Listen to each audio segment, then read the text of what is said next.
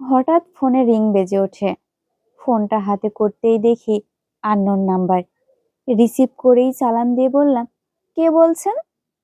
অপর প্রান্ত থেকে বলে উঠল, আমি মেঘবালক। মেঘবালক কিন্তু ছদ্মনাম। তখনই চিনতে পারি।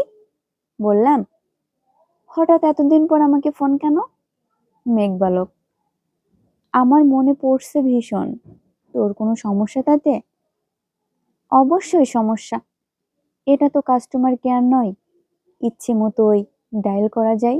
যাই হোক, যার চারপাশে এত সুন্দরী সুন্দরী রমণী খেলা করে, সেই সুন্দরী রমণীদের মাঝে আমাকে মনে পড়ে কিভাবে?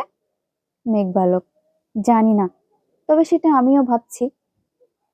তো ভেবে কি পেলেন?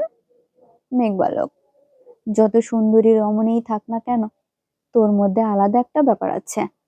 সেটা আমাকে তোর কাছে টানে, বারবার হৃদয়ে উকি দিয়ে যাস।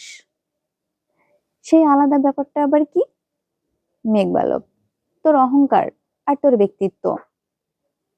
আপনারাই বলুন, অহংকার কখনো কাউকে কাছে টানতে পারে? এতদিন জেনে এসেছি অহংকার পতনের মূল।